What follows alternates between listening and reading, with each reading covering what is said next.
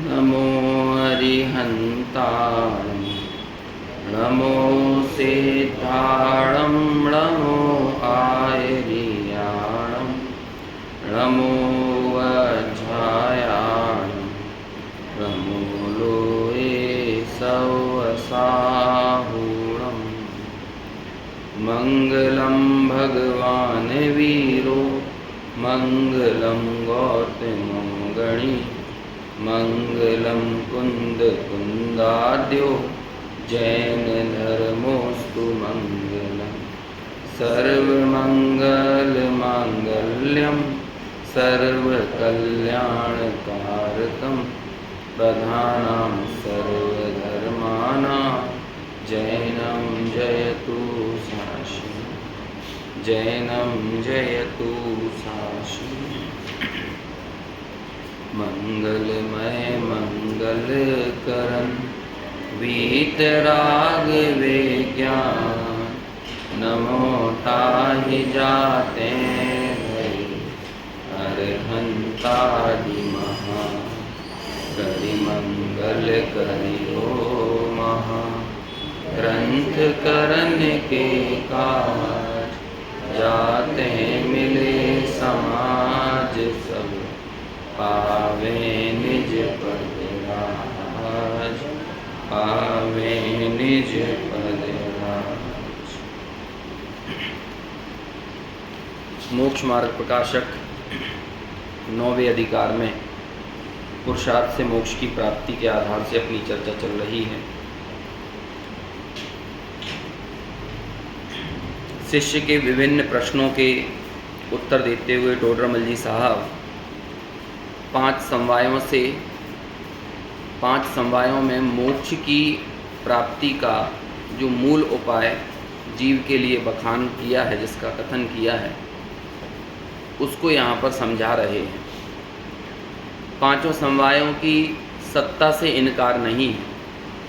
ये बात बिल्कुल सही है कि जब कार्य संपन्न होगा तो वहाँ पर स्वभाव तो होना जरूरी है ही, वहाँ पर काललब्धि भी आवश्यक है, भवितव्यता भी होगी ही, कोई ना कोई निमित्त भी होगा जिस पर आरोप आएगा, और पुरुषार्थ भी वहाँ पर होगा ही। होंगे तो 5 ही, लेकिन किसी को उपदेश दिया जाएगा तो किसका दिया जाएगा? यदि कुछ करने जैसा है, जीव के बस की बात क्या है, तो वहाँ पे तो पुरुषार्थ ही है ना। अब वो पुरुषार्थ के संबंध में जो गलत धारणाएं हैं, उसका भी यहाँ पर समाधान प्रस्तुत किया जा रहा है। आम तौर पर ये समझा जाता है कि पुरुषार्थ मतलब कोई व्रत पाल लेना, कोई तपश्चरण कर लेना, किसी क्रिया विशेष का अनुचरण कर लेना, या और भी हम अपने अपने जीवन में अपने अपने हिसाब से पुरुषार्थ की परिभाषाएं गढ़ते रहते हैं। वास्तव में तो जितने मुँह उतने तरह का पुरुषार्थ। इस समय युद्ध चल रहा है देश में, तो सबसे बड़ा पुरुषार्थ यही है कि जो सैनिक सेना पे लड़ रहे हैं वही उनके लिए पुरुषार्थ है, और जो लोग नहीं लड़ रहे हैं उनका काम ये है कि व्हाट्सएप पे लड़ाई की अनुमोदना करते रहें, है ना। कोई बात यदि सीज फायर की या युद्ध विराम की बात करने लगे तो कहेंगे तुम तो पुरुषार्थहीन हो, सामर्थ्यहीन हो, ऐसी बात करने लगेंगे। दुकान चलाने वाले के लिए दुकान पुरुषार्थ है, गृहस्थी चलाने वालों के लिए गृहस्थी करना, है ना, बाल बच्चों का पालन पोषण करना, यही पुरुषार्थ है। बड़ी विडंबनापूर्ण स्थिति है पुरुषार्थ को जिस तरह से परिभाषित किया जाता है। वैसे तो 4 तरह के पुरुषार्थ कहे जाते हैं, धर्म, अर्थ, काम और मोक्ष। जब पहली गाथा की टीका आचार्य अमरचंद्राचार्य ने लिखी, मालूम है ना, बंदित्व सब सिद्धे, तो वहाँ पर मोक्ष के पुरुषार्थ के लिए उन्होंने एक शब्द का प्रयोग किया जिसे कहते हैं अपवर्ग। क्या कहा उसे? अपवर्ग। मतलब धर्म, अर्थ और काम ये तो त्रिवर्ग में आ जाते हैं, 3 तरह के पुरुषार्थ। लेकिन जो चौथा मोक्ष का पुरुषार्थ है उसे अपवर्ग कहा। ये तीनों पुरुषार्थ से अलग है। ऐसा इसलिए कहा क्योंकि वो त्रिवर्ग रूप जो पुरुषार्थ है वो संसार का ही कारण है, संसार रूप ही है। या तो साता के कारण रूप, साता में मतलब कारण बनेगा, अनुकूलता का कारण बनेगा, या प्रतिकूलता, लेकिन रहोगे संसार में ही। जब डॉक्टर साहब, छोटे दादा हुकुमचंद जी भारेल साहब जब पुरुषार्थ को समझाते थे तो वो इन चारों पुरुषार्थ को कुछ अलग तरह से बताते थे। वो कहते थे कि जैसे धर्म और मोक्ष के पुरुषार्थ में तो हमें शंका नहीं है, लेकिन जो काम और अर्थ के पुरुषार्थ के संबंध में लोगों की विपरीत धारणा है वो समझना चाहिए। काम सेवन करना कोई पुरुषार्थ नहीं है, बल्कि काम सेवन से विरक्त होना ये पुरुषार्थ है। क्योंकि यदि काम सेवन रूप क्रिया को पुरुषार्थ कहा जाने लगे तो ऐसे पुरुषार्थ में तो ये त्रियंच गति के भी नाना जीव प्रवर्त रहे हैं। इसी तरह धन संग्रह, परिग्रह संग्रह करना, इसे यदि तुम अर्थ पुरुषार्थ कहोगे तो ये तो सहज रूप से लोगों में पाई जाती है। एक छोटा सा बच्चा भी होगा तो वो भी उसका जो भी खिलौना हो या कोई वस्तु हो तो उसे भी चिमट कर रखना चाहेगा अपने हृदय से। तो इसमें क्या पुरुषार्थ है? अर्थ से विमुख हो जाना या काम से विमुख होना पुरुषार्थ तो वो कहेंगे ना जिसमें व्यक्ति की सामर्थ्य झलकती हो। तो काम सेवन में क्या सामर्थ्य झलकी, अर्थ संग्रह में क्या सामर्थ्य झलकी, इससे विरक्त होने में और इससे विपरीत मार्ग यानी इसके जो वैराग्य जिसे कहा जाता है, पुरुषार्थ वैराग्य है कि पुरुषार्थ राग है। तो कहते थे कि इससे विमुख होने का नाम पुरुषार्थ है, इसमें संलग्न होने का नाम पुरुषार्थ नहीं है। लेकिन दुनिया की स्थिति बड़ी विचित्र है। बड़े बड़े साहित्य लिखे गए, कविताएं लिखी गईं और पुरुषार्थ के नाम पर क्या समझाया गया। आज आप बेंगलोर वगैरह चले जाओ, बेंगलोर, पुणे ऐसी जहाँ पर मल्टीनेशनल कंपनियां हैं बड़े बड़े शहरों में, आजकल तो इंदौर का नाम भी उसमें ही शामिल होने लगा है। तो आपको चौराहों पर ऐसी किताबें मिल जाएंगी, अमीर होने के 100 तरीके, है ना, कैसे एक सक्सेसफुल CEO बने, कैसे अपनी संपत्ति को दोगुना करें, इन्वेस्टमेंट के 100 उपाय, इस तरह की ऐसी ऐसी किताबों का आपको क्या कहें बहुत बड़ा जत्था मिल जाएगा बड़े बड़े पैमाने पर, जिनकी क्या कहते हैं पायरेटेड कॉपी 50-50, 100-100 रुपये में भी मिलेगी। और वो यदि आप एयरपोर्ट जैसी जगह पे वही किताबें खरीदने जाओगे तो 4-4 हज़ार रुपये की भी मिलेगी, है ना। लेकिन उन सब किताबों में क्या बात होगी, इसे आचार्य अमृतचंद्र कहते थे परस्पर आचार्यत्व किसका होता है पुरुषार्थ के नाम पर। बोलो हम और आप आपस में बात करेंगे तो किसकी बात करेंगे? अरे हम लोग ही अभी यहाँ पर बैठे हैं जिनवाणी के समागम में, तो हम लोग इससे अलग जाति की बात कर रहे हैं। अभी हमें यदि मौका मिल जाए बाहर बात करने का तो हम भी क्या बात करेंगे? हम तो साधर्मी हैं, हमें तो जिनवाणी मिली है, थोड़ा बहुत तत्वज्ञान कानों में पड़ा है, लेकिन इसके बाद भी क्या बात करेंगे? क्या बनाया जाए, क्या खाया जाए, कैसे कमाया जाए, इसके अलावा कोई अलग बात होगी? कौन से शेयर में इन्वेस्टमेंट किया जाए, कौन सा नया बिजनेस शुरू किया जाए, बोलो बच्चों को क्या प्रेरणा दी जाती है? अच्छा, कई बार तो मैं ये सोचता हूँ हम लोग ये चाहते हैं बच्चे भी बस उतने ही संस्कारी बने जिससे वो बैरागी ना बन जाए संस्कार के नाम पर इतने संस्कारी ना हो जाएं कि उनके चित्त में बैराग्य आ जाए। हम उन्हें संस्कारी भी बस उतना ही बनाना चाहते हैं जिससे समाज में वो हमारे स्टेटस का सिंबल बने रहें।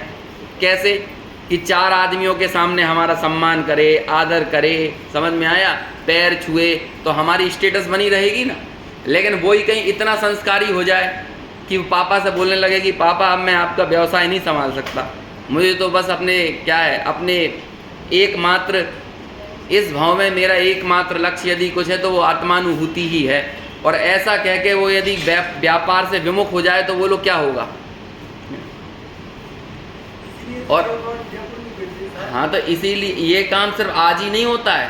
आज ही कोई अपने बच्चे को व्यापार से यदि दूर जाने लगे ना तो आज के समय में उसको हिदायत नहीं दी जाएगी कि बेटा अभी तुम घर में ही रहो, अभी तुम्हारी उम्र क्या है। ऐसी हिदायत, ऐसी सलाह तो चौथे काल में भी दी जाती थी। जब जम्बू स्वामी की शादी हो रही थी और जम्बू स्वामी तो करना चाहते नहीं थे, तो वो लोगों ने क्या सलाह दी थी? बेटा अभी तुम्हारी उम्र ही क्या है, 22-24 साल में कोई थोड़ी विरक्त होता है, 22-24 साल की उम्र में थोड़ी कोई मुनि बनने की सोचता है। तो बोलो हमारे दिमाग में क्या है? ये आपको समझ में आता है ये चीज़ क्या है? ये संवर तत्व की भूल है। कैसे संवर तत्व की भूल? आप याद करो 6 ढाला की पंक्ति, संवर तत्व की भूल क्या है? आत्म हित हेतु विराग ज्ञान तय लखे आपको कष्ट दान। बोलो ये क्या है इसमें? जब हम किसी को वैराग्य से रोकते हैं तो हमारे चित्त में क्या भाव पड़ा रहता है? अब वैराग्य की बात तो बहुत दूर की है। कई बार हम अनेक स्थानों पर जाते हैं तो वहाँ पर कई बार हमारे क्षयोपशम की, हमारी जो भी हम चर्चा कर रहे हैं इसकी लोग तारीफ़ करते हैं, तो हम उनसे कहते हैं कि भाई आप भी अपने पुत्र को ऐसे ही जिनवाणी पढ़ने सीखने भेजो, यदि हम वाकई में आपको अच्छे लगते हैं तो, है ना। तो वहाँ पे वो क्या बोलेंगे, अब देखो एक ही तो बच्चा है हमारा, यदि यही सब पढ़ लेगा तो हमारे इस व्यापार को कौन संभालेगा। तो इसका मतलब इससे पहले तुम जो तारीफ़ें कर रहे थे ये कहीं ना कहीं झूठी थी, क्योंकि चित्त में तो उपादेयपना यही पड़ा हुआ है कि बेटा तो ऐसा निकलना चाहिए कि जो रुपया पैसा कमाने वाला हो। वो यदि इससे अलग मार्ग पे चला जाएगा और कुछ ज़्यादा ही सीख लिया उसने, तब तो हमारे लिए दिक्कत खड़ी हो जाएगी। देखो जब आप प्रथमानुयोग की कहानी पढ़ोगे तो आप एक चीज़ नोटिस करना, वहाँ पे कपूत पुत्रों ने राज्य को आगे बढ़ाया है सपूत पुत्रों ने तो राज्य को बंद करवा दिया है कौन हुए? जितने जितने सपूत पुत्र हुए, अरे जब तीर्थंकर आदि क्या करते हैं, एक ही पुत्र होता है तो वो राजपाट का क्या करते हैं, वो आगे बढ़ाते हैं कि उसे बंद करवा जाते हैं। आज की भाषा में कहें तो शटर गिरवा जाते हैं वो परमानेंट शटर बंद हो गई। लेकिन हमारे चित्त की धारणा क्या है, हमें वैराग्य कैसा लगता है? ये समाधि तंत्र में गाथाएं हैं कि ये कोई भयंकर मोह का महात्म्य है कि जो इस जगत में सुख का कारण है वो लोगों को दुख का कारण लगता है। ये भयंकर मोह है, मोह का चरमोत्कर्ष है। आप समाधि तंत्र की गाथा क्रमांक 16 से लेके और 25-26 तक की गाथाओं में देखोगे, और बाद में भी ऐसे प्रकरण आए हैं कि जो सुखरूप है वो दुखरूप लगता है और जो दुखरूप है वो सुखरूप लगता है। ये लोग सिगरेट शराब पीते हैं, उन्हें आप कितनी सलाह दे दो, उन्हें समझाओ। मेरा तो एक दोस्त था, कलीग, मतलब ऑफिस में ही काम करता था, उसका लीवर एकदम सड़ चुका था और जब वो एकदम समझ लो अंतिम स्टेज में एडमिट था ना हॉस्पिटल में, तब भी बताते हैं कि उसने चुपचाप से नीचे से उसे मौका मिला तो उसने 8 सिगरेट के पैकेट खरीद लिए, जबकि एकदम मौत की कगार पर खड़ा हुआ है। अब बोलो इसमें हम और आप क्या कहेंगे? कि हम तो कहेंगे कि बड़ा कैसा मूर्ख है। लेकिन कमाल यही है कि जो दुख का कारण है वही सुख का कारण लगता है, और ऐसा हमें भी लगता है। आप सोचो, गंभीरता से सोचो, पूरी दुनिया स्वतंत्र रहना चाहती है लेकिन तैयारी नौकरी की करती है। आपने कभी इस चीज़ को नोटिस किया? पूरी दुनिया चाहती क्या है? ये जो बड़े बड़े नीट और IIT JEE है ना, IAS IPS, जो भी, आपको क्या मालूम है? IAS IPS आपको लगता है बहुत बड़ा पद है, लेकिन उनसे पूछो, ये सेना के बड़े बड़े अधिकारी, ये कलेक्टर कमिश्नर, अरे इनको 5-5 10 दिन की छुट्टी लेना मुश्किल पड़ जाए। ये अपने पत्नी बच्चों के लिए पैसा तो कमाते हैं लेकिन खुद भी नहीं भोग पाते हैं उसको। वो पत्नी बच्चों का पुण्य का उदय है, उसका बेचारे का तो पाप का उदय है ना, यदि तुम्हें पुण्य का उदय मानना भी है तो। अच्छा, और ये सारी दुनिया में हो रहा है कि नहीं? रोज ऑफिस से शाम को घर आओ तो एकदम टाई वाई लगा के कोई जाता हो, कोट वोट पहन के, तो ऐसे टाई खींच के और कोट निकाल के फेंकता है ना, और क्या बोलता है, रोज वही की वही चिक चिक, रोज परेशानी, रोज बॉस की सुनो, रोज ताने सुनो, ये टारगेट पूरा करो, वो टारगेट पूरा करो, रोज झुंझलाता है। लेकिन बोलो वो झुंझलाहट के बाद ऐसा नहीं है कि अगले दिन नौकरी पे जाना बंद कर देगा। अगले दिन फिर बढ़िया कपड़ा पहनेगा, चेहरे पे मेकअप वेकअप करेगा, है ना, और एक झूठी स्माइल लेके आएगा और फिर पुनः वहीं पहुंच जाएगा। और ऐसा सिलसिला कब तक चलेगा? ये कब तक चलेगा? ये ज़िंदगी भर चलने वाला है। और ये हम हर अपने काम से झल्लाहट होती है। हमारी माताएं बहनें खुद अपने जीवन में विचार कर लें, हैं, रोज़ वही किचन, वही चौका, वही रोटी, वही क्या कहते हैं सब्जी, रोज़ रोज़ हम ये करें। लेकिन वो लोग रोज़ शाम को झुंझलाहट के साथ सोते हैं, लेकिन अगले दिन सुबह फिर क्या करते हैं? और अपनी बच्चियों को भी काय के लिए तैयार करते हैं। और यदि वो बेटी ये नियम सोच ले कि मम्मी मैं भले चलो घर में रहूँगी, लेकिन मैं विवाह आदि के चक्करों में ना पड़ के मैं जीवन भर जिनवाणी का अभ्यास करना चाहती हूँ। अभी चलो घर छोड़ के विरक्त होने की बात तो जाने दो, लेकिन वहाँ भी बड़ी टेंशन हो जाएगी, लोग क्या कहेंगे, समाज क्या कहेगी, क्योंकि लोगों का सबसे बड़ा दर्द यही रहता है, लोग क्या कहेंगे। ये जनरंजन का भाव तो सबसे भयानक है, लोगों को रंजायमान करना। कई बार हम खुद बहुत सारी चीज़ें, बहुत सारी तो क्या कहें 99.9% चीज़ें इसलिए करते हैं क्योंकि वो दुनिया कर रही है। इसे बोलते हैं गाड़रिया प्रवाह, जिसे शुद्ध हिंदी में बोलते हैं भेड़ चाल। क्या बोलते हैं, सभी लोग उस गाड़रिया प्रवाह में एक चल रहे हैं। अब बुजुर्ग माताओं बहनों को भी व्हाट्सएप और फेसबुक पे आने की क्या ज़रूरत पड़ गई, क्योंकि पूरी दुनिया आ रही है, तो उनको भी आना चाहिए। जबकि 70-75 साल की उम्र निकल गई बिना इंस्टाग्राम और फेसबुक के, लेकिन अब आखिरी के 2-4 सालों में अपने उपयोग को भरमाने के लिए उन्हें भी ज़रूरत पड़ गई कि इंस्टाग्राम और फेसबुक हमें भी चलाना आना चाहिए, क्योंकि पूरी दुनिया चला रही है। इसे बोलते हैं कलेक्टिव अनट्रुथ, सामूहिक असत्य। लेकिन विडंबना ये है कि वो असत्य इतना सामूहिक है कि हमको सत्य लगने लगता है। और ऐसी प्रायः अनेकों चीज़ें हैं। पूरी दुनिया नौकरी की तैयारी कर रही है, तो हमें भी नौकरी करना। अब आप देखो, हमारी महिलाएं जो होती थी, हम उन्हें राजकुमारी बना के रखते थे कि तुम्हें कोई नौकरी ना करना पड़े, बढ़िया पहनो ओढ़ो खाओ पियो। लेकिन इसके बाद भी आजकल महिलाओं को भी ये शौक चढ़ता है कि नहीं, जब वो नौकरी कर रही है, ये नौकरी कर रही है, वो कर रही है, तो हमें भी नौकरी करना चाहिए। जबकि हो सकता है कि घर में आवश्यकता नहीं हो, लेकिन फिर भी वो इंडिपेंडेंसी के नाम पे 15-20 हज़ार की नौकरी करने के लिए तैयार हो जाती है। और वो ही यदि कहा जाए कि भैया अच्छे से गेहूँ धना मिर्ची सब शोध के बीन के रखो, अरे हम इसके लिए थोड़ी आए, ये तो बंधन लगता है। लेकिन कहीं 15-20 हज़ार की नौकरी करने का मौका मिले तो वो आज़ादी लगने लगती है। तो अब ये क्या हो रहा है, क्योंकि दुनिया कर रही है ना।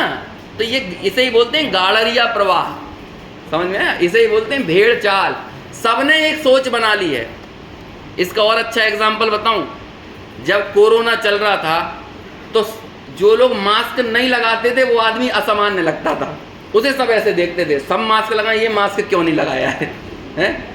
और आज के समय में अपने यहाँ कोई मास्क लगा के अभी आ जाए तो बोलो कौन अजीब लगेगा। तो बोलो हम बहुत सारी चीज़ें क्यों करने लगते हैं, क्योंकि दूसरे कर रहे होते हैं। ऐसे ही हमें ये बात का यदि निर्णय हो भी गया यहाँ बैठ के कि वास्तविक पुरुषार्थ क्या है, तत्व ज्ञान के फल में हम ये सीख भी गए, समझ भी गए कि भाई सच्ची बात तो यही है कि हम हमारे जो उपाय कर रहे हैं पुरुषार्थ के नाम पर, उससे तो मैं बंधन में पड़ रहा हूँ, मैं दुखी हो रहा हूँ, खेद खिन्न हो रहा हूँ, रोज़ परेशान हो रहा हूँ। लोग कहते हैं शादी कर लो, लोग कहते हैं बच्चे कर लो, लोग कहते हैं कि परिवार बढ़ा लो, दुकान बढ़ा लो, व्यापार बढ़ा लो, और मैं बढ़ाता चला जाता हूँ। लेकिन मैं जब देखता हूँ, अपना मूल्यांकन करता हूँ कि इतने वर्षों में जब मैंने ये सब किया जो दुनिया ने मुझे बताया, लेकिन उससे तो मेरा दिमाग भारी ही हुआ, हल्का कहाँ हुआ। मेरी रातों की नींद छिन गई, मुझे क्या कहते हैं कि सोने के लिए भी दवाई लेके सोना पड़ रहा है। लेकिन इसके बाद भी वो व्यक्ति छोड़ नहीं पाएगा उसको। क्यों? क्योंकि जीवन भर, मान के चलो 40-50 साल में आपने एक व्यवसाय और एक एम्पायर खड़ा किया। अब वो एम्पायर आपका अहंकार बन गया है। अब आप जैसे तैसे उस चीज़ को जस्टिफाई करना चाहोगे कि आपने 50 साल तक गलत नहीं किया, आपने सही किया है, तो आप उसे जस्टिफाई करने के लिए 50 साल तो आपने गलत दिशा में मेहनत की ही, अब आगे के 25-30 साल भी गलत दिशा में ही दौड़ोगे। और वो 25-30 साल क्यों दौड़ेंगे? अपने उस गलत डिसीजन को सही साबित दिखाने के लिए। सही साबित हो नहीं जाएगा, लेकिन लोगों के सामने दिखाने के लिए कि देखो मैंने अब तक जो किया वो सही किया है। और क्या कहेंगे, ये पुरुषार्थ है। फिर लोग बातें ऐसी करते हैं, हम भैया जब इस शहर में आए थे तो 370 रुपये लेके आए थे, आज जो कुछ दिख रहा है बस ये हमारा ही किया हुआ है, हमारी पुरुषार्थ है। सब ऐसे ही पैसे लेके आते हैं, राउंड फिगर में तो कोई नहीं लाता, 370, 580, 975, है ना। और ऐसे ही लेके लोग बागों ने डेवलपमेंट चालू किया। अब उसने क्या किया, अच्छा क्या कर लिया तुमने, ऐसा क्या बना लिया जो कि एकदम अनूठा हो और जो वाकई में अपूर्व हो। ऐसा कुछ अपूर्व काम किया है जो तुमने खुद ने पहले ना किया हो। ऐसी अपूर्वता है क्या तुम्हारे इन जो उपलब्धियां जो हासिल की हैं, या जो तुमने उपलब्धि हासिल की है वो तुम्हारे जैसे दूसरों ने नहीं की है क्या? हम देखेंगे कि हमारे जैसे कई हैं और हमसे बेहतर कई हैं जिसे मैं उपलब्धि मान रहा हूँ। मुझे ये लगता है कि यार 10, 20, 25 करोड़ रुपए मैंने कमा लिए जीवन भर में, तो क्या तुम अकेले ही हो? अरे कई हैं। और कई तो छोड़ो, कई लोग तो ऐसे हैं जो एकदम विपरीत मार्ग से उन्होंने इससे ज़्यादा पैसा कमा लिया। आप चले जाओ कुवैत वगैरह चले जाओ, तो कुवैत में तो भैया घर घर में ऐसे करोड़पति भरे पड़े मिलेंगे। कुवैत है, ये कतर वतर है ना, ये क्या है, दोहा, कतर, ये सब कंट्रीज़ हैं जो कि एकदम क्या कहें, दक्षिण कोरिया वगैरह चले जाओ, मतलब आदमी सुबह से लेकर शाम तक सिर्फ जीव हत्या में ही रहता है, जीव हत्या ही कर रहा है। और यदि तुम इस कमाई को तुम वाकई में मान रहे हो ना, और फिर उससे भी ज़्यादा दुख तो तब होता है जब कहता है भैया सब भगवान का प्रसाद है ये भगवान का प्रसाद है, ये परिग्रह, ये रुपया, ये पैसा है ना, सब पुण्य का उदय है।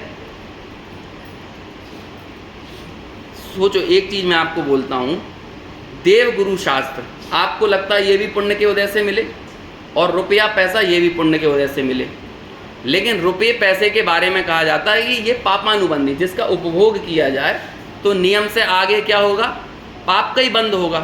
तो धन संपत्ति वैभव वाला पुण्य क्या कहलाता है, पापानुबंधी पुण्य। और देवगुरु शास्त्र आदि का मिल जाना ये क्या है, इनका यदि उपभोग किया जाए तो नियम से आगे प्रशस्ति ही का उदय बना रहेगा, तो पुण्यानुबंधी पुण्य कहलाता है। अब देखो लोगों की कितनी बड़ी अजीब मतलब विडंबना है कि अपने पुण्यानुबंधी पुण्य को स्वाहा करके पापानुबंधी पुण्य का संग्रह करके ले जाते हैं। भगवान मिले थे किस लिए, किस वजह से मिले थे, पुण्यानुबंधी। भगवान के सामने खड़े होकर मांगता क्या है, पापानुबंधी। जला क्या रहा है, जला रहा है पुण्यानुबंधी पुण्य, और इकट्ठा करना क्या चाह रहा है, पापानुबंधी पुण्य। रत्न जला के राख इकट्ठी कर रहा है, समझ में आया। जबकि ये काय के लिए होना चाहिए था, ये पुण्यानुबंधी पुण्य जो मिला था ये किस लिए होना चाहिए था, अरे ये पुण्यानुबंधी पुण्य इसलिए था कि पुण्य को भी मैं स्वाहा कर दूं, पाप को तो करूं ही लेकिन पुण्य को भी स्वाहा कर दूं। रोज बोलते हैं कि नहीं पूजा में, पुण्यम समग्र में मेक मना जो होमी, ये सारा पुण्य में स्वाहा करने आया हूं प्रभु। अब आप मुझे बताओ कि देवगुरु शास्त्र के निमित्त से पुण्य कैसे स्वाहा होगा, उस पुरुषार्थ का नाम क्या है। अभी जो हमने पुरुषार्थ के नाम पर जो गलत धारणाएं बैठा रखी अपने चित्त में, ये पुरुषार्थ है, ये घर चलाना, मकान बनाना, और धर्म के नाम पर पुरुषार्थ क्या है, पूजा कर लेना, भक्ति कर लेना, व्रत कर लेना, उपास कर लेना। अब वो व्रत उपवास के नाम पर भी क्या करता है व्यक्ति, टाइम पास कर रहा है। मैं 2 साल पहले इंदौर में था, तो वहाँ क्या होता है कि जो उपवास वगैरह करने वाले लोग रहते हैं, आखिर में उनका बहुत बड़ा सम्मान होता है। यदि रथ यात्रा निकलती है तो उन्हें बग्घी पे बिठाल के निकाला भी जाता है। यहाँ भी निकलती है क्या? अच्छा कई स्थानों पे ऐसा होता है। तो भाई वहाँ पे एक बच्चा था, नई उम्र का ही था, 20-22 साल का होगा। उसका इसलिए सम्मान हुआ, उसने सिर्फ यही 10 लक्षण ही नहीं किए थे, बल्कि उसके पहले उसने वो रत्नत्रय वगैरह जो होते हैं ना, हाँ 16 कांड वगैरह, तो उसने वहाँ से पूरे लगभग 22-24 दिन का, कितने दिन का उपवास किया। जब उससे पूछा, मैंने तो नहीं पूछा लेकिन किसी ने उससे पता किया, भाई इन 22 दिनों में तुमने क्या किया, तो मालूम उसने क्या उत्तर दिया, कहने लगा कि भाई एक तुर्की की एक वेब सीरीज है, उसके 59 सीजन आ चुके हैं कितने सीजन आ चुके हैं, कहीं तुर्की वगैरह कोई से देश की, ईरान की या वेब सीरीज जानते हो आप। जैसे पहले एपिसोड होते थे ना, जो लोग नहीं जानते वो खुशकिस्मत हैं, जानने की कोशिश भी मत करना लेकिन जो लोग जानते हो उन्हें मालूम होगा। वेब सीरीज यानी होता है जैसे वो, क्योंकि सास भी कभी बहू वगैरह आते थे ना, तो 5-5 साल तक एपिसोड चल रहे हैं। आजकल वो OTT प्लेटफॉर्म जो होते हैं उस पर ऐसे डालते हैं, पहला सीजन, दूसरा सीजन, तो एक सीजन में 10 एपिसोड, 15 एपिसोड ऐसे रहेंगे। तो 15 घंटे की वेब सीरीज, एक एपिसोड, एक सीजन की। अब 59 सीजन मान के चलो कितने घंटे के हो जाएंगे, यदि 15 घंटे की एक है तो 59 सीजन में आप गुणा कर लो, लगभग कितने हुए, 900 घंटे के आसपास हो जाएंगे, है ना। 15 से आप 60 का गुणा करोगे तो 900 घंटे के लिए वो पूरी सीरीज मैंने निपटा ली वो 15-20 दिन के उपवास में काम तो कुछ था नहीं, जो भी दिन में वो पानी वगैरह जो भी लेता होगा, पानी लिया और उसके सामने बैठ गया। अब आप बोलो कि वो कितना उपासा है, और बाद में पूरी समाज मिलके उसका सम्मान कर रही है। समाज का दान जो मिला है, रुपया मिला है, पैसा मिला है, उसी दान से शील्ड आ रही है, ट्रॉफी आ रही है, प्रशस्ति मिल रही है, वो मिल गया कि नहीं? और बोलो ये इतने 12, 15, 20 दिनों में उसने अर्जित क्या किया? अब आप ये बताओ, उपवास काय के लिए था? और लोगों को यही लग रहा है कि यही पुरुषार्थ है, यही बहुत बड़ा पुरुषार्थ है। टोडरमल जी इसका निषेध कर रहे हैं। टोडरमल जी इसे यहाँ पे कह रहे हैं कि अन्यथा पुरुषार्थ से फल सिद्धि चाहे तो कैसे हो?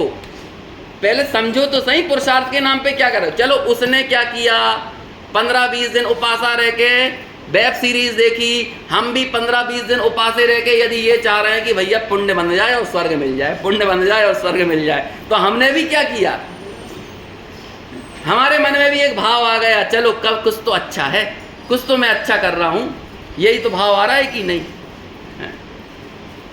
बार बार ये गेट खुलता रहता है, बंद होता रहता है ना, तो ऐसा लगता है कोई चरचू चरचू की आवाज आ रही है। समझ में आया भाई? पुरुषार्थ को समझो, असली पुरुषार्थ किसे कहते हैं, उस पुरुषार्थ की परिभाषा को जानो। टोडरमल जी यहाँ पे बताने जा रहे हैं कि वो पुरुषार्थ क्या है। देखो अब आगे पढ़ते हैं अपन। कल हमने कहाँ तक बात पूरी की थी शाम को? कल ये बात आई थी कि जो भ्रम का कारण है वो भी तो वो तो क्या है, कर्म है ना, भ्रम का कारण भी कर्म है। अब आप वो टोडरमल जी ने उसका उत्तर क्या दिया? टोडरमल जी ने कहा कि भाई जो तुम्हारा भ्रम है उसे दूर करने का उपाय भी क्या है? निर्णय। जो उपदेश ग्रहण किया है उस उपदेश का निर्णय करना, और ये निर्णय करने में उपयोग लगाना, यही वास्तव में पुरुषार्थ है। हम लोगों को ये बात बिल्कुल काम ऐसा लगता है इसमें क्या दम, हमें निर्णय करना पुरुषार्थ नहीं लगता। कोई हमसे 5 बार सम्यक शिखर चढ़वा दे, उतरवा दे, तो हमें लगेगा कि हमने कुछ कर लिया। लेकिन हम शांति से बैठकर यदि निर्णय कर रहे हैं अपनी क्रियाओं का, अपने विचारों का, अपने परिणामों का, तो हमें लगेगा कि ये तो कोई पुरुषार्थ ही नहीं है। जबकि जैन शासन में सबसे महत्व किसको दिया गया है? निर्णय को महत्व दिया गया है। अभी धीरे धीरे अपनी गाड़ी को निर्णय के ट्रैक पर लेके आ रहे हैं, और ये आखिर में साबित करेंगे कि वो निर्णय करना, तत्व निर्णय करना, इसका ही नाम पुरुषार्थ है, और ये ही वो पुरुषार्थ है जो मोक्ष में कार्यकारी साबित होगा। ये आगे प्रूव करने वाले हैं। हमारे पास तो 2 सेशन और हैं अभी के बाद में, और मेरे पास पेज भी कितने हैं, लगभग 2-2.5 पेज के आसपास है। और हम जब इस पूरे ट्रैक पर आगे बढ़ते हुए जाएंगे तो आपको पता चलेगा कि वो निर्णय कितना ज़रूरी है। अरे लोक में भी कहा जाता है कोई काम शुरू करने से पहले विमर्श होता है उसका। इस पूरी दुनिया में आप देखोगे ना, जैसे कि आप देखोगे प्रायः पूरे देश में आए दिन 2-3 चीज़ें चलती रहती हैं, वर्कशॉप, सेमिनार, कॉन्फ्रेंस। क्या चलता रहता है? आप देख, मैं इसलिए बोल रहा हूँ क्योंकि मैं सबसे ज़्यादा दूरदर्शन पे खबरें यही चलाता हूँ, है ना। कि दूरदर्शन ज़्यादा ये खबरें नहीं चलाता। डीडी न्यूज़ पे आप नहीं देखोगे क्या कहते हैं कि कहाँ कौन ने हत्या कर दी, रेप कर दिया, बलात्कार हो गया, या दुर्घटना वगैरह की सामान्य जानकारी। बाकी प्रायः खबरें यही होती, कहाँ क्या विमर्श चल रहा है ना। और ये सच्ची बात है। अभी भी आप ग्वालियर में भी ज़रा तलाश लो जाके, 1-2 संगोष्ठी चल रही होंगी, 1-2 कॉन्फ्रेंस चल रही होगी, लेकिन वो हमें पता नहीं रहता ना। अरे ये भी तो क्या है, ये भी तो कॉन्फ्रेंस ही है एक तरह की, है, ये भी तो वर्कशॉप ही है, और क्या है। यहाँ हम सीख ही तो रहे हैं। ये वर्कशॉप, ये कॉन्फ्रेंस, ये संगोष्ठी क्या होती है? जैसे जब नई शिक्षा नीति लागू की गई तो आप लोगों के सामने तो वो नई शिक्षा नीति 2020 में आई होगी, लेकिन हमें मालूम, हम 2014 से उसकी कॉन्फ्रेंस, वर्कशॉप और क्या चला रहे थे, संगोष्ठियों की खबरें चला रहे थे कि यहाँ शिक्षा नीति के नए प्रावधानों पर कैसी शिक्षा नीति बनना चाहिए। और ये सब जगह होता है। कोई भी नई चीज़ जब योजना आती है तो उसे पायलट प्रोजेक्ट के रूप में लाया जाता है, और पायलट प्रोजेक्ट पर लाने के बाद उसके हर एक पक्ष का विमर्श किया जाता है। लोक में भी ये काम है। जो भी व्यक्ति थोड़ा जिज्ञासु और समझदार प्रवृत्ति का होगा तो वो हर विषय में करेगा नहीं, सीधे आप काम करने के लिए जूझ पड़ोगे ना, तो प्रायः संभावना यह है कि आप असफल होगे। लेकिन आपका निर्णय मजबूत होगा तो अल्प प्रयास में ही ज़्यादा रिजल्ट मिलेगा। क्या क्लियर होना चाहिए? विज़न क्लियर होना चाहिए। जब तक आपका विज़न, आपकी क्या कहें, आपकी बुद्धि में उस विषय के संबंध में स्पष्टता नहीं है, तब तक वो काम नहीं हो सकता। ये पूरा जिनागम, अरे सम्यक दर्शन के पूर्व सब कुछ किस पर निर्भर करता है? निर्णय के ऊपर निर्भर करता है। आप सिर्फ सम्यक दर्शन का सम्यक पुरुषार्थ करो, आगे का काम सम्यक दर्शन खुद कर देगा। आप इस बात की यकीन तो मान के चलो। अभी ये बात लिखेंगे टोडरमल जी अपने शब्दों में, मैं यहाँ पे आपको सरल भाषा में बता रहा हूँ। आप सिर्फ सम्यक दर्शन के लिए अपनी दिशा तय करो, आगे की दिशा सम्यक दर्शन खुद तय कर देगा। ज़्यादा तनाव लेने की जरूरत नहीं है। आप देखना, वो सम्यक दर्शन में खुद इतनी सामर्थ्य है कि वो आपके जीवन में देश चारित्र, सकल चारित्र, यथाख्यात चारित्र खुद लेके आ जाएगा। आप करो तो सही सम्यक के लिए। लेकिन सम्यक क्या मांगता है? सबसे ज्यादा आवश्यक जरूरी पुरुषार्थ का नाम है सम्यक दर्शन के पुरुषार्थ। और वो सम्यक दर्शन का पुरुषार्थ निर्भर करता है निर्णय के ऊपर, तत्व निर्णय के ऊपर। निर्णय में इतना सा भी डाउट स्वीकार नहीं है सम्यक दर्शन के लिए। आप सोचो, क्या हम पढ़ते हैं ना सम्यक ज्ञान कैसा होता है? सम्यक दर्शन सम्यक ज्ञान साथ में होते हैं। सम्यक ज्ञान कैसा होता है? संशय, विपर्यय और अनध्यवसाय रहे। तो आप इतना सा भी संशय, इतना सा भी डाउट लेकर आपको लगता है आप सम्यक ज्ञान कर पाओगे? आपके अंदर जरा सी विपरीतता हो, थोड़ा सा हम घर गृहस्थी, परिवार, मकान, दुकान के प्रति थोड़ा सा राग रख ले तो आचार्य कुंद की गाथा है 201 और 202 नंबर की समय सार की। क्या कहा? परमाणु मात्र भी, वहां पे क्या कहा? परमाणु मात्र भी यदि तुम्हें राग विद्यमान है तो क्या कहते हैं, वो व्यक्ति सिद्धि को नहीं पाता। अब कोई कहे परमाणु मात्र राग, लेकिन अविरत सम्यक दृष्टि के तो बहुत राग होता है, तो उसे परमाणु मात्र राग क्यों बोल रहे हैं? अरे परमाणु मात्र राग का मतलब समझो, श्रद्धा में यदि परमाणु मात्र भी पर द्रव्य के प्रति एकत्व पड़ा हुआ है ना, यदि जरा सा भी आपको ये लगता है इससे भी तो मेरा भला हो सकता है, ये भी तो मेरा अपना है, ये भी तो मेरा सुखकारी है, यदि ऐसी एकत्व बुद्धि, ममत्व बुद्धि, कर्तृत्व और भोक्तृत्व बुद्धि पड़ी हुई है, तो कहते हैं वो व्यक्ति सिद्धि को नहीं पाता। भले कहते हैं सर्व आगम धर भले हो। सर्व आगम धर का मतलब क्या है? वहाँ पर 11 अंग 9 पूर्व का पाठी। मिथ्या दृष्टि जितना ज्ञान अर्जित कर सकता है उतना, समझ में, लेकिन वो सिद्धि को नहीं पा सकता। ये बात कही तो इसका मतलब स्पष्टता तो जरूरी है ना सम्यक दर्शन के लिए, वो क्लियरिटी तो जरूरी है। और ये पूरी क्लियरिटी किस पर निर्भर करती है? क्या होना चाहिए?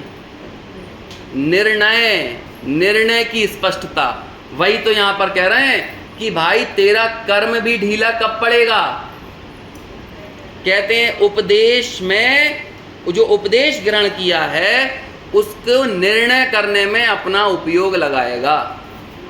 हम लोगों को ये लगता है कि हमने जो अभी यहाँ पर सुना इसका नाम स्वाध्याय है, ये तो पराध्याय है। क्यों? क्योंकि यहाँ थोड़ा आप मुझसे बंधे हुए हो, मैं क्या बोल रहा हूँ उससे बंधे हुए हो, थोड़ी इन परिस्थितियों से बंधे हुए हो, समझ में आया? जिनवाणी से बंधे हुए हो, तो ये सब तो हम किसी न किसी पर द्रव्य से बंधे हुए हैं। तो इसमें स्वाध्याय कहाँ पर है? स्वाध्याय क्या है? जो यहाँ पर ग्रहण किया इसके बाद अपना निर्णय में उपयोग लगाया।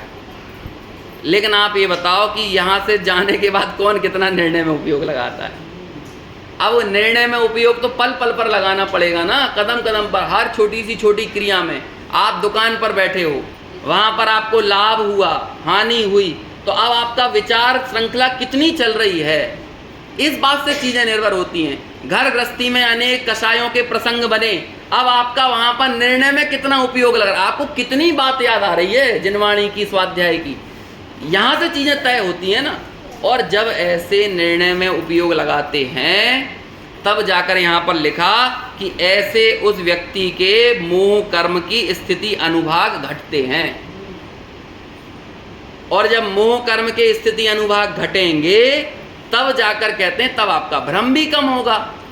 और जिस चीज को आप दुख का कारण मान रहे थे, जो है वास्तव में सुख का कारण, आप उसे दुख का कारण मान रहे थे, या फिर जो है बंध का कारण आप उसे मोक्ष का कारण मान रहे थे। इस भ्रम को दूर करने में कौन कार्यकारी है? कौन सी चीज है? निर्णय, डिसीजन मेकिंग बोलते हैं ना, पावर ऑफ डिसीजन मेकिंग, निर्णय क्षमता। क्या कैसी हम पे निर्भर? दुनिया में हम निर्णय करने के लिए बहुत उत्साहित और जागरूक रहते हैं, लेकिन यहाँ पर निर्णय नहीं कर सकते, सुन नहीं सकते, सोच नहीं सकते, विचार नहीं सकते। यहाँ पर अभी मैं आपको काम दे दूंगा कि यहाँ पर आप सब लोगों को आना है, एकदम एग्जैक्ट 9:30 पर आ जाना, और यहाँ पर एक विशेष प्रकार का क्या कर रहे हैं, वो आजकल चलता है ना, एक विशेष अनुष्ठान किया जा रहा है। उस अनुष्ठान में आप सब लोगों को अपने घर से क्या लेके आना है?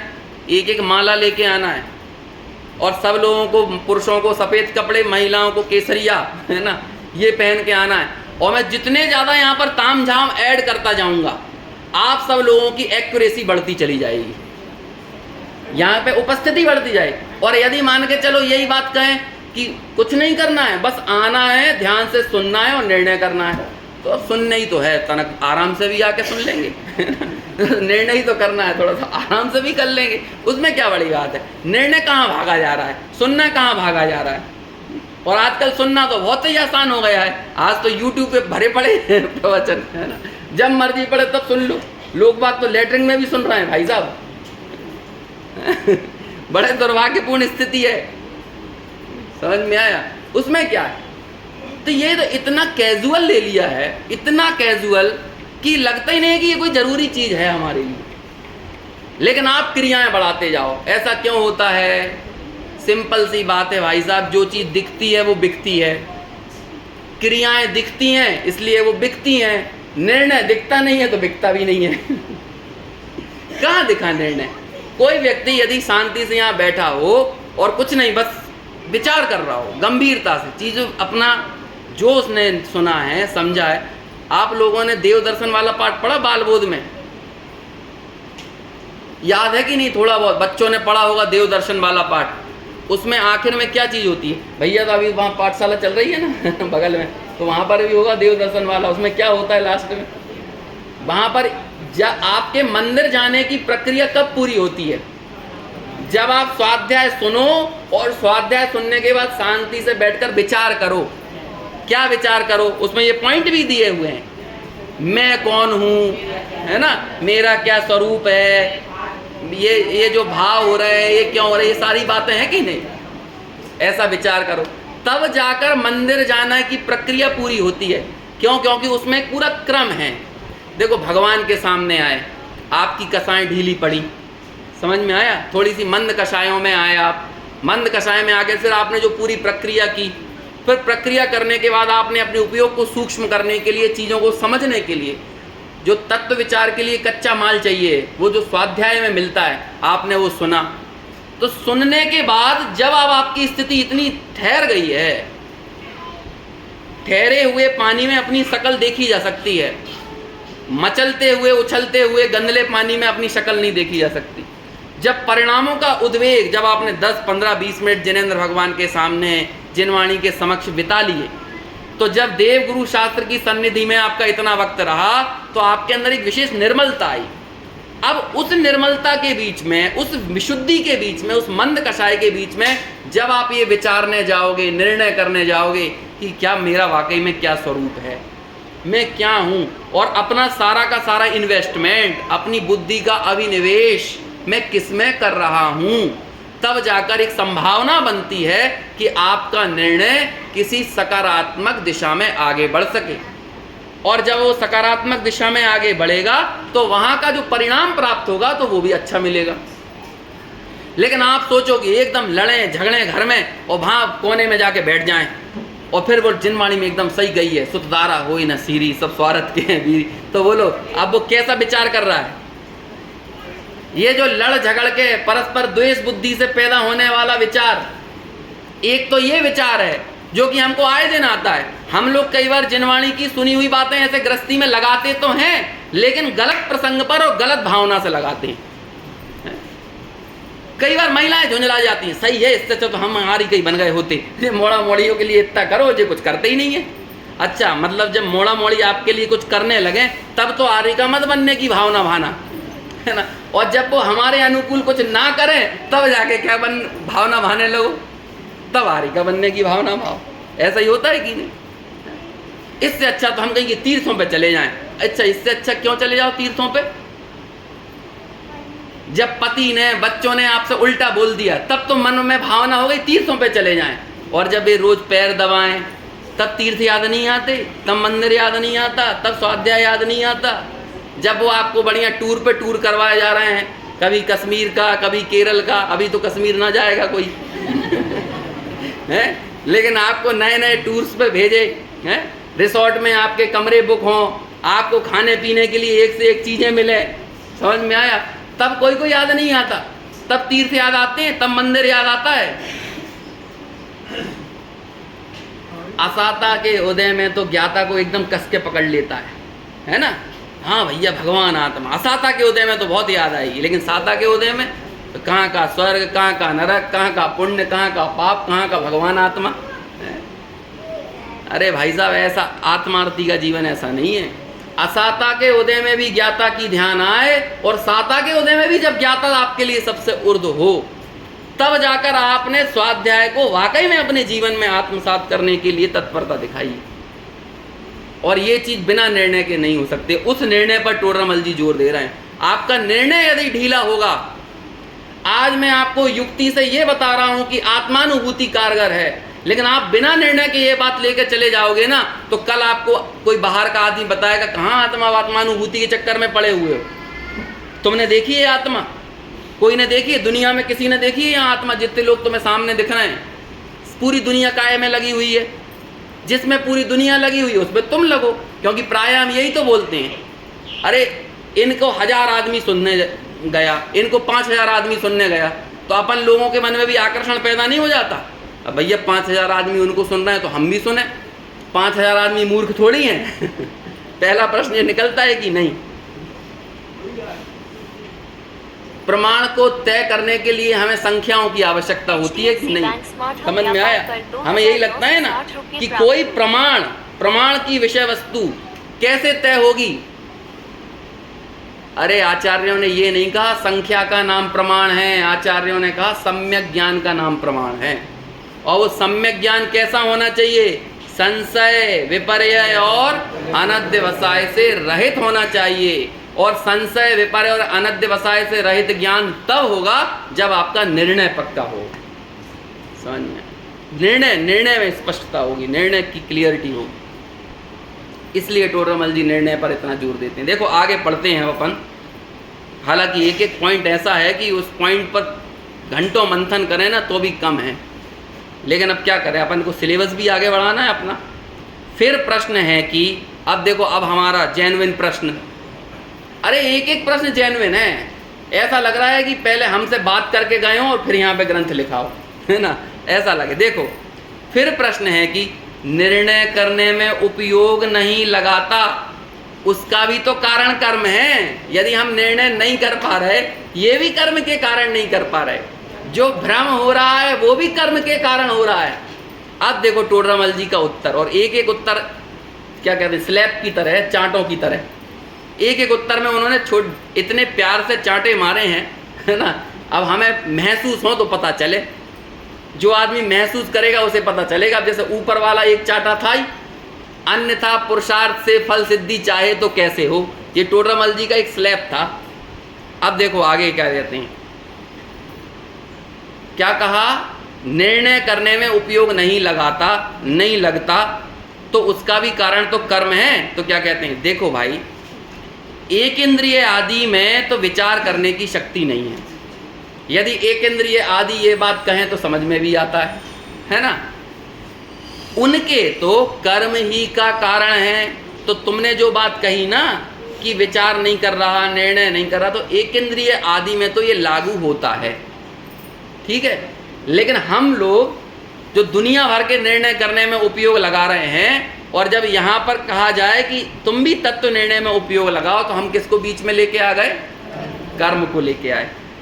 तो कहते हैं इसके तो, यानी ये जो प्रश्न करने वाला है ना, और प्रश्न करने वाला यदि कोई है तो हम और आप में से ही कोई है, क्योंकि मनुष्य गति के जीवों की मुख्यता से ये बात लिखी गई है। त्रियंच गति तो पढ़ने वाले हैं नहीं, तो हम और आपकी ही बात है। इसके तो ज्ञानावरणादि के क्षयोपशम से निर्णय करने की शक्ति हुई है। अभी आप ये बताओ, यहाँ जितने लोग बैठे हैं इनमें से कितने लोग हैं जिनकी निर्णय करने की शक्ति नहीं है? तो हम सब की तो है। हम तो ये बहाना नहीं बना सकते कि कर्म के उदय के कारण हमारा निर्णय नहीं कर पा रहे हैं हम। देखो आगे, जहाँ उपयोग लगाए उसी का निर्णय हो सकता है। तो निर्णय नहीं कर पाने में उपयोग ना लगाना कारण है, और उपयोग ना लगाने में रुचि नहीं होना कारण है। समझ में आया?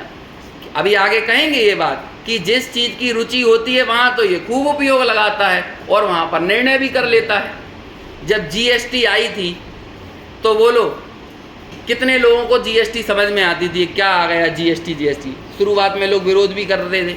अब 4, 5, 7 साल के बाद, कितने 8, 10 साल हो गए, है ना? तो इतने समय में सब समझ गए कि नहीं जीएसटी कैसे फाइल करना है। तो कैसे समझ गए, कैसे सीख गए? अरे उपयोग लगाया तो समझ गए। या नोटबंदी करी थी, समझ में आया?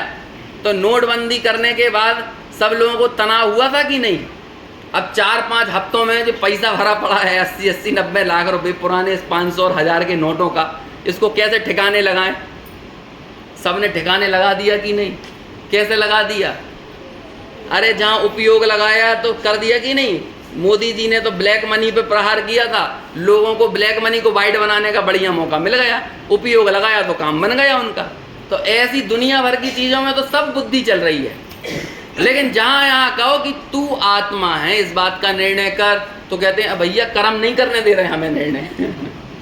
तब यहाँ पे कर्म आ जाता है बीच में, कर्म नहीं करने दे रहा। अरे वो कर्म कौन बांध रहा है? अरे तुम्हारा ये अनिर्णय ही कर्मों को आमंत्रण दे रहा है। कौन निमंत्रण दे रहा है? समझ में आया? देखो आगे क्या कहा, जहां उपयोग लगाए उसी का निर्णय हो सकता है, परंतु यह अन्य निर्णय करने में तो उपयोग लगाता है, यहां उपयोग नहीं लगाता, सो यह तो इसी का दोष है, कर्म का तो कुछ भी प्रयोजन नहीं है। ऐसा यदि नहीं कर पाया तो क्यों नहीं कर पाया? ये इसका खुद का दोष है। कर्म क्या करें? कर्म थोड़ी जबरदस्ती चिपटे हुए बैठे हुए हैं। तुम जब भूल करोगे, तुम्हारी भ्रमणा होगी, तब जाकर कर्म आते हैं। लेकिन तुम्हारे को सब शक्ति मिली हुई है, लेकिन हम स्वयं ये ना चाहें कि मुझे अपना उपयोग जो है निर्णय करने में लगाना है, तत्व विचार में लगाना है, और हम महंत बन जाते हैं। आगे टूरमल जी इन शब्दों का प्रयोग करेंगे, है ना? देखो आगे पढ़ते हैं। फिर प्रश्न है कि सम्यक तो चारित्र का घातक मोह है, उसका अभाव हुए बिना मोक्ष का उपाय कैसे बने? अब देखो कितनी गजब की बात कही है। ये बात मालूम कैसी है? मेरा बच्चा था स्कूल में, पहले स्विमिंग सीखने जाता था, 4 साल का था ना, तो उसको पानी में उतारते, तो पानी में उतारे तो वो मालूम क्या बोलता कि मैं नहीं उतरूंगा पापा, पहले मैं तैरना सीख जाऊं फिर मैं पानी में उतरूंगा। क्या बोलता था? पहले मैं तैरना सीखूं फिर पानी में उतरूंगा। अब बोलो वो पानी में उतरे नहीं, और पानी में उतरने के लिए बोले मैं तैरना सीखूंगा तब उतरूंगा, लेकिन बिना पानी में उतरे तैरना कब सीखे? ये वाला प्रश्न भी कुछ वैसा ही है कि मोह का अभाव हो तो मैं निर्णय करूं, लेकिन कमाल की बात यह कि निर्णय करे तो मोह का अभाव हो। ये देखो प्रश्न समझ में आ रहा है कैसा प्रश्न है? लोक में ऐसा ही होता है कि नहीं? निर्णय मतलब हमें लग रहा है पहले तो सम्यक दर्शन आ जाएगा यहाँ पे, और फिर हम निर्णय करेंगे, फिर हम मोक्ष का पुरुषार्थ करेंगे। भाई साहब, जब आप लोगों ने 14 गुण स्थान की चर्चा सुनी होगी तो उसमें मालूम मिथ्यात्व गुण स्थान की क्या क्वालिटी है, ये भी बात आती है। मिथ्यात्व गुण स्थान की क्या क्वालिटी है मालूम? क्या क्वालिटी है? सम्यक दृष्टि होने के लिए मिथ्या दृष्टि होना जरूरी है। ये क्वालिटी है। बिना मतलब सम्यक दर्शन का पुरुषार्थ यदि इस पूरे विश्व में कहीं होता है तो कहाँ होता है? मिथ्या दर्शन में होता है। ये मिथ्या दर्शन की क्वालिटी है। क्वालिटी है इन द सेंस, गलत अर्थों में मत लेना। है ना। अरे जो सम्यक सन्मुख मिथ्या दृष्टि है वो है तो मिथ्या दृष्टि ही, लेकिन उस सम्यक सन्मुख मिथ्या दृष्टि की धारा अन्य मिथ्या दृष्टियों से एकदम बदल गई है। अन्य तीन मिथ्या दृष्टि जो है ना, निश्चयाभासी, व्यवहाराभासी और उभयाभासी, ये तीनों घनघोर मिथ्या दृष्टि हैं और जे आने वाले कई समयों तक सम्यक दर्शन का दूर दूर तक दिखता नहीं है, लेकिन ये तीनों अपने आप को सम्यक दृष्टि मानते हैं। समझ में आया? लेकिन सम्यक सन्मुख मिथ्या दृष्टि जिसका अगला पड़ाव सम्यक दर्शन है, लेकिन वो अपने आप को मिथ्या दृष्टि मानता है और अपने उस मिथ्या दर्शन का अभाव करने के लिए निरंतर जागरूक है। समझ में आया? बाकी के तीन मिथ्या दृष्टि तो ये बोलते हैं हमें सब मालूम है। समझ में आया? और जो सम्यक सन्मुख मिथ्या दृष्टि है वो क्या बोलता है, अहो मुझे तो इन बातों की खबर ही नहीं थी। वो क्या मानता है, जब आप कुछ नहीं जानते ना तब आपको ये लगता है कि आप सब कुछ जानते हो, लेकिन जब आप थोड़ा जानने लगते हो तब आपको पता चलता है कि आप कुछ नहीं जानते हो। तो सम्यक सन्मुख मिथ्या दृष्टि जब कुछ जानने लगा है तब वो ये बोलता है कि भैया मुझे तो कुछ नहीं मालूम, मुझे तो इन बातों की अब तक खबर ही नहीं थी। समझ में आया? एक दार्शनिक हुआ है, सुकरात, नाम सुना होगा आपने। वो अपने टाइम में पूरे यूरोप का सबसे बुद्धिमान आदमी था, लेकिन वो सुकरात मालूम क्या बोलता था? वो बोलता था the only thing I know that I don't know. मैं तो बस इतना जानता हूं कि मैं कुछ नहीं जानता। और ये जो क्या विनम्रता का भाव, ये कृतज्ञता का भाव, अरे भाई जब केवल ज्ञान को देखता है और अपने अल्प क्षयोपम ज्ञान को देखता है तो ऐसे में वो क्या कह सकता है कि मैं कहाँ क्या जानता हूँ। और यदि मैं कुछ जानता होता तो अभी तक अपने उस जानने से अपने अज्ञान का, अपने दुखों का मैंने अभाव कर लिया होता ना, लेकिन मैंने अभी तक नहीं जाना ना, तभी तो मैं अपने दुखों का अभाव नहीं कर पाया। तो भीतर में क्या चित्त में उसके बात आती है, अहो मुझे तो इन बातों की खबर ही नहीं। ये जिनवाणी जब सामने मिलती है ना तो उसके चित्त में क्या भाव आता है, अरे मुझे तो ये तो पता ही नहीं था। और ये बात आपको कब समझ में आएगी, अहो मुझे इन बातों की खबर नहीं, जब थोड़ा निर्णय करोगे।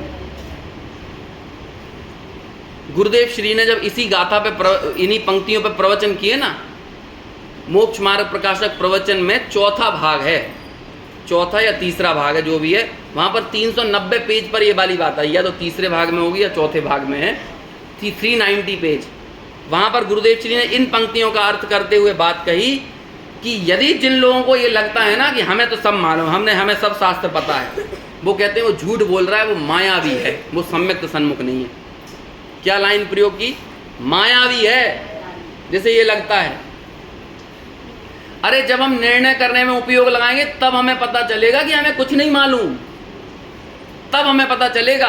और फिर हमें लगेगा ये पर्याय की स्थिति जितनी बची है ना, इसका समझ लो, इसका हर एक क्षण, इसका कतरा कतरा यदि किसी चीज में जाया हो मतलब जिस काम में लगे, तो वो मात्र एक ही काम है कि इन बातों को मुझे भली प्रकार समझना चाहिए, इसे अच्छे से समझना चाहिए, पर्याय ना छूट जाए, इस तत्व को सही ढंग से समझे बगैर जब थोड़ा निर्णय में उपयोग लगाएंगे ना, तब हमारे कदम, हमारा पुरुषार्थ इस दिशा में काम करेगा। नहीं तो हमें ऐसा ही लगेगा। बोलो, जो लोग प्रवचन सुनने नहीं आते भले वो मुंह से बोलते नहीं हो, जो लोग स्वाध्याय नहीं सुनते वो भले मुंह से नहीं बोलते, लेकिन उनके मन में क्या बात पड़ी हुई है।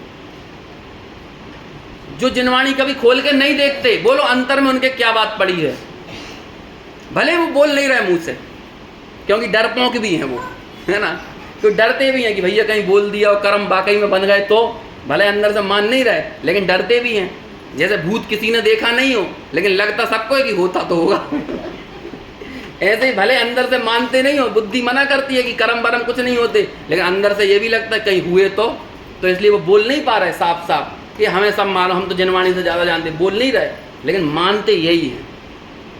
क्योंकि यदि तुम्हें जिनवाणी छूने का, पढ़ने का, सुनने का भाव नहीं आ रहा तो भीतर में ये पड़ा हुआ है ना, हम ज़्यादा जानते हैं, हम जो जानते हैं उससे हम हमारी समस्याओं का हल कर सकते हैं, तभी हमें कोई जिनवाणी की ज़रूरत नहीं है, हमें स्वाध्याय की कोई ज़रूरत नहीं है, तभी तो ये बोल रहे हो, मान रहे हो, तभी तो नहीं आ रहे हो। यदि अंदर से भीतर में मान्यता होगी मैं नहीं जानता, मेरे पास अपने दुख के अभाव करने का कोई उपाय नहीं है, और मेरे दुख का अभाव करने का उपाय मात्र जिनवाणी में है। यदि ऐसा अंदर में श्रद्धान हो तो बोलो जिनवाणी के प्रति हमारे कदम क्यों नहीं बढ़ेंगे। अहो मुझे तो इन बातों की खबर ही नहीं। जो व्यक्ति अगले कुछ समझ लो कुछ दिनों में, कुछ महीनों में, अगले एकाध भाव में जो सम्यक दर्शन को बिल्कुल नियम से पाने वाला है ना, उसके चित्त से हुनकार उठती है, अहो मुझे तो इन बातों की खबर ही नहीं, मैं तो भ्रम से भूलकर प्राप्त पर्याय में ही तन्मय हो रहा था, किंतु इस पर्याय की स्थिति तो थोड़े काल की है। समझ में आया? यहाँ मुझे सभी समागम भले प्रकार मिले हैं, इसलिए इन बातों को मुझे बहुत सावधानी से समझना चाहिए। ये अंदर में बात उठेगी कि नहीं? बिना निर्णय के नहीं उठेगी, लेकिन निर्णय करोगे तो ये बात चित्त में आए बिना रहेगी नहीं। देखो आगे क्या लिखते हैं, 2 मिनट में बात पूरी करते हैं। तत्व निर्णय करने में उपयोग ना लगाए वह तो इसी का दोष है, तथा पुरुषार्थ से तत्व निर्णय में उपयोग लगाए तब स्वयमेव ही मोह का अभाव होने पर सम्यक्त्वादि रूप मोक्ष के उपाय का पुरुषार्थ बनता है। अब ये लाइन में इतनी बड़ी बात कह दी टोडरमल जी ने कि अब मैं आपको क्या बताऊं। मालूम क्या कह रहा है? देखो लाइन पढ़ो फिर से। तत्व निर्णय में उपयोग लगाए तब स्वयमेव ही, स्वयमेव मतलब समझते हो क्या? अपने आप। आपको क्या करना है? आपको बस तत्व निर्णय में उपयोग लगाना है। सम्यक दर्शन की परवाह छोड़ दो, टेंशन मत लो। क्या होगा वो तो स्वयमेव ही मोह का अभाव होने पर सम्यक्त्वादि रूप मोक्ष का उपाय बनता है। मतलब ज्यादा सम्यक्त का भी लोड मत लो, मोक्ष का ज्यादा लोड मत लो। तुम्हें जो करने योग्य काम है वो करो, और वो काम क्या है?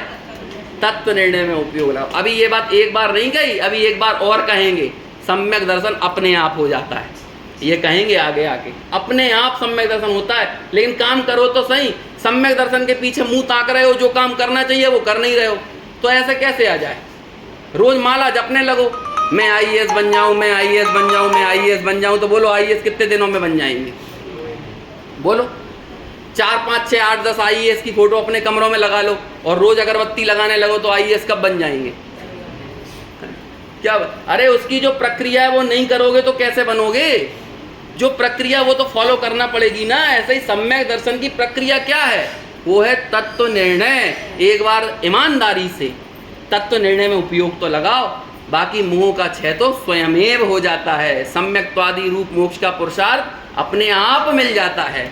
तो ऐसा जो काम है उसे करने में, अपना उपयोग लगाने में हमें निरंतर जागरूक रहना चाहिए। अभी इन पंक्तियों पर थोड़ी और चर्चा करना ज़रूरी है, क्योंकि इतने आसानी से इन्हें नहीं छोड़ा जा सकता, बहुत ज़रूरी बात है। तो ऐसी ये आप विश्वास मानो, ये पूरा मोक्ष मार्ग का रोड मैप है। इतना एक्यूरेट जीपीएस सिस्टम आपको कहीं नहीं मिलेगा। बिल्कुल एक्यूरेसी है कि मोक्ष कैसे मिलेगा। यदि इन पंक्ति 1, 2, 2.5, 3 पेज है ना, आप एक बार सही से समझ लो, आपको पता चल जाएगा कि वाकई में जिस चीज़ को हम बड़ा दूभर मान रखे थे ना, टोडरमल जी ने इतना स्पष्ट कर दिया है। और इतना स्पष्ट होने के बाद भी यदि हम वो कार्य में ना लगें तो वाकई में फिर तो हमारे अभाग्य की महिमा और किसी से नहीं कही जा सकती।